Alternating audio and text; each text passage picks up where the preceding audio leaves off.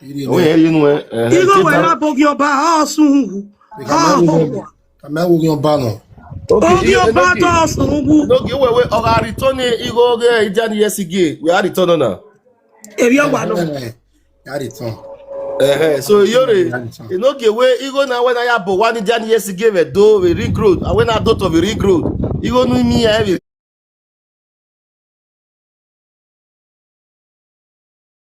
Ring road. You go to that the ring road. Who me? You go the rain. I do to the ring road. So I will actually you go ring road iladia.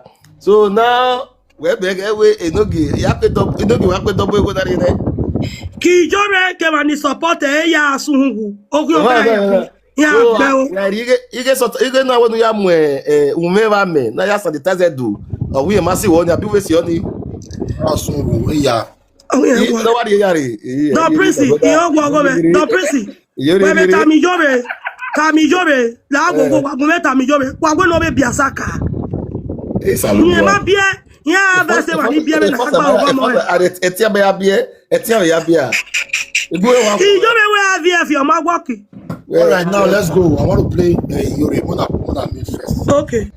Iyore Azu Aragmo. Oyoba. Demand. We don't know where we are going. One of you go as in record. One of you go as in record. You want to use your money to spoil to draw me back. Ogbonu ke gbavo iri enu yawu. Ma Iyore. Ide gberi go nínú yawu. I want to see on where Iyore. I want to see on where I want to say Bele Usuhu Iyore. No ya moze. Wa ho your ba.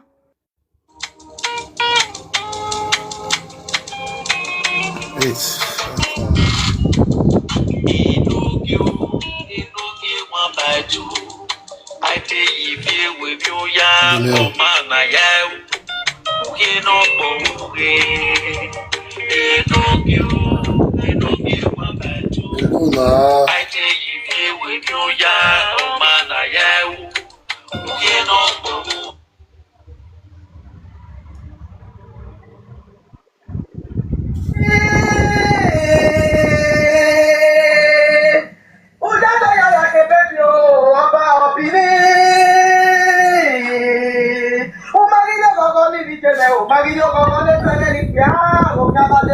Thank you for the gift.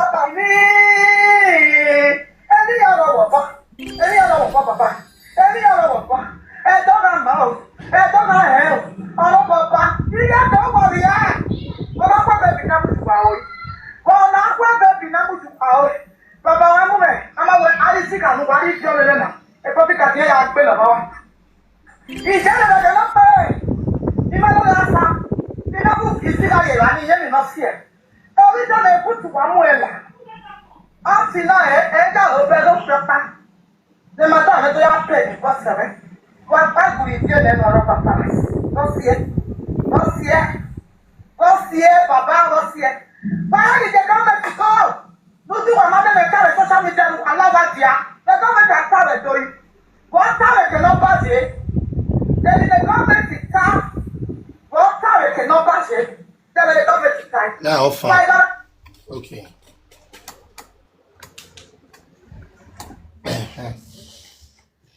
One of the see Ogyoba. You do forget yourself. You know, say be Ogyoba. You are forgetting yourself. You think that we the real those who don't know say you be Ogyoba. We know that you are Ogyoba.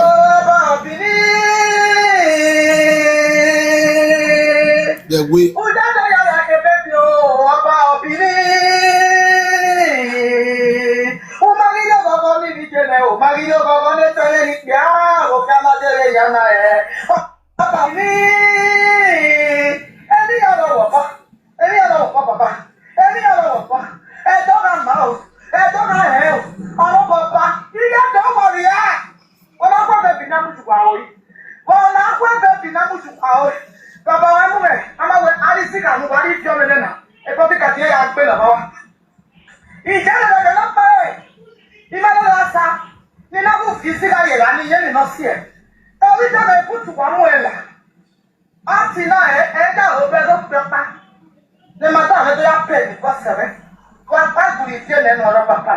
Dossier. Baba, dossier. Why did the government to go? No, do another time social media allow us here. The government has started doing. One time it cannot pass it. Then the government is time. One time it cannot pass it. Then the government is time. Why the government go? Now, okay, wait. Okay.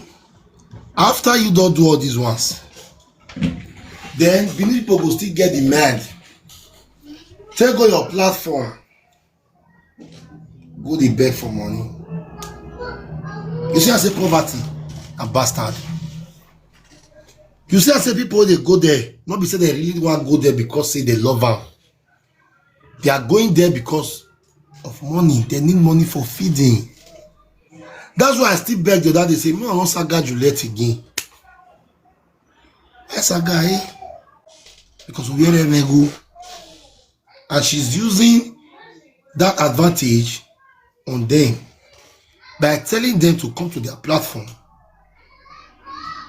to give them money. You see the way they chat. You see the way they chat our urban name as if say, I don't know what I want to talk. The only thing when I'll tell now be say, when they go there, go they ask for money. If you don't want the cost of Iyore to follow you, all those people they go there, go they ask for money. If you don't want to make a cost, because there is a cost on her head, right? Go they follow her. Now, me not threat to her. So she need my money to take draw me go back for life. On need the go me. On ya si o yan me koto. But take buy never so buy never van. Because he go ni no me marry e bago. The day when I tell her this word, now that day it's in pain. I not add that money. Now that time way that arrest matter happen, I take you this 500. You might know That arrest time. Yeah, the 500. Now you go call Enogie just because they want to support them because my house again he may want wabi. You to boy what you waruwa. You tie na. You might tell Enogie here we go your. Ona ya him Enogie him yane. You know ona do we go your Enogie mami. You go here. Separated the money from because I know say na Oyoba. So he didn't go anywhere because people have given you money even after it don't be Oyoba. Many Edo people will still believing in you.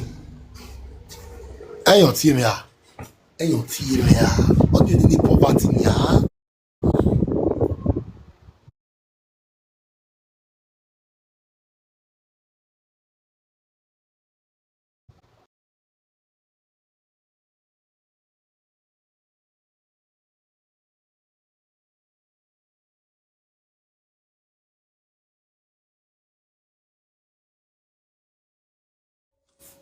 Iyore my wage.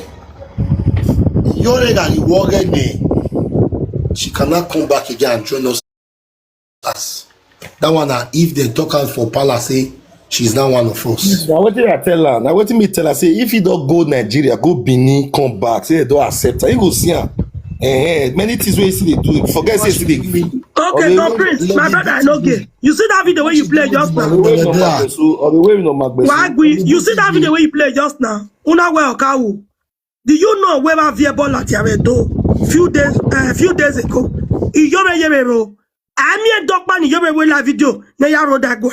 Kakabona. Oh where? Wa dare o. Igbunu yota fo.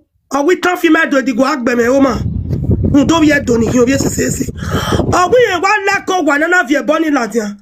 O we ba ni owo gun na via ball ladian. Owo gun ni e ball ni so agbele. Magic.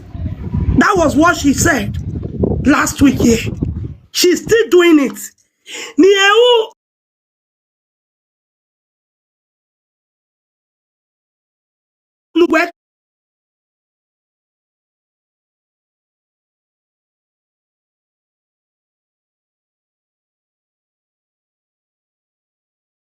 ba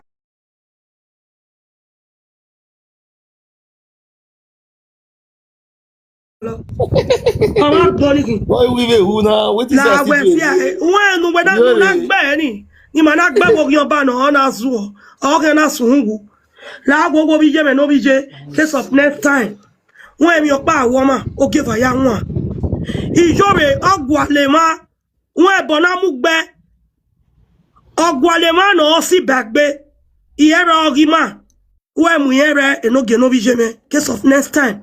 Wa be yona ya won na gbo bi je me. Ọmọ Enogie road agwane odenola agwela awawo Owijeme ona ibude kebe ni wienu e osalobo America ono tornado no suwe kiabe no ma kugwe kigyo wa we kugwe ke mo o ma fi pe gegbado ma rode enika onola awowo enika ono tornado iviedo ya fefefe no ri mo regba no ma no ri mo redo no ma don prisi we no be ma na ma ni iviedo ya fefefe pise ma ya osalobo ekmenede osalobo no yi ma bo no ma o izie gbe no vi omo oyi osalobo ya yi ma ya bo no ma kugwa ni me gbe yo comment section ugwa ya ato emi na gbo ama ma ya gbe o ebi okin aye wa la agbowo emi no carry oba e kama nda ugbeso e ma ni de yoro ne ni de yoro ne iya oni ado ye ogo ni ade yi ni ado ya isinupon no fo ni majo wa ge bi chance ni ni ha na la gbogbo bi edo menu somo nda we a tebe ana tisi e ma understand wa ya wa we se o ni mute Owijeme ne don principe kwa Even me we Iyore the area do we are with the needful. Master when we Gini so bring worship people mani bring worship my media na no yasu no we so this of a lovers again me baby so far on because if you want me can know the platform me you know we una way they watch me so is Iyore really promoting Edo culture? I can't ask that question. Even people they watch here, and I'm going to ask them: is Iyore really promoting Edo culture the way he claimed to say they promote Edo culture? If they promote Edo culture, I'm gonna write yes. If you know they promote Edo culture, I'm gonna write no. Maybe see people they watch, maybe they talk truth. If Iyore is really promoting Edo culture, I'm gonna write yes. If it is not promoting Edo culture, I'm gonna write no. Because people they watch Iyore, if they use our culture till they enrich ourselves, people will still talk. Because the way me they say, complex they use our culture, they enrich ourselves. They pretend say if they promote the culture. You understand me? So they pretend say they promote the culture, but you are using the culture to enrich yourself and to get fame in the media industry. You understand? So for real. So Iyore, if it is what you are doing here, the whole world is watching you. A media will not teach you to they don't feel associated with you to but the media, we are teaching the media, but we are to Eka. Where you na zen?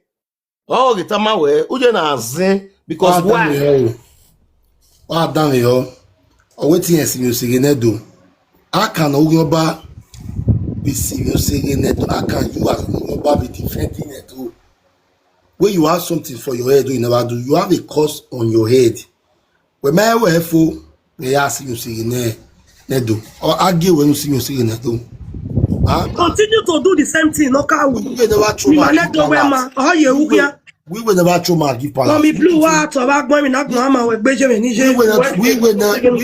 throw give palace. You think say we no get sense because we were brought up to respect our palace. Any chief. He may promote a chiefs. He may promote a chiefs. How can anyone have a anything? They are so perfect. So I know they are so perfect. Don't prince. But my baby no you can. Eguano edone. Uya aguamaku. Oni ya like you. No matter where. Ugume gwa ive figwe. But that is one thing I love about you. Wala go we do we here. Ama no ogi egwa, ogi mani we dono. Ama no si egwa, o si mane dono. Ogi oba for there, ogi on to rabe too. Mrs. Sweet Sandra, who you want give money? The people when you give money now wey dey collect, wey dey pretend say they don't know say na Ogunba, they are hungry. That's why they collect the money. Wọn make piyan. Ito remawe. As I come be today, na Iyore we hari go mea. Ah, Iyore, cause she's an Ogunba.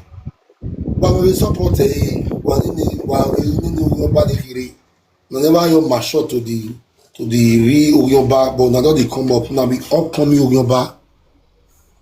Upcoming Ogunba wa hin. Nonsense. If you always say Jari, I don't read. What's up, Ijebe? Yeah, that's Okay. Okay. I came where you talk. Talk, man. He said, do I talk, babe? He said, oh. Let's see here. Let's see.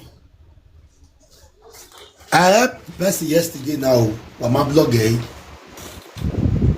are but not there. I helped somebody yesterday with my platform with 1 million naira. Now tomorrow now we want to talk the matter finish. When I close that now, we're over now. We're my beg. You guys when your power away, I want to analyze it. Let it not you do so no you're good at all. Mona listen. Ni meya we donation no dia denia.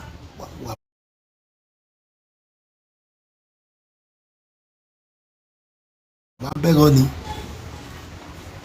My blind, what my beg nonsense. Oba talk be he say Oba do ya talk be he say Oba ilu bo we wa di aye u ya no mo. Don't ye. Oba talk be he say they associate yourself from people with the trauma they give palace. I dey tell now. They associate yourself from people with the trauma they give palace. If they talk on they associate yourself from there. Who will did you let in the back of Marco? In fact, I want to video for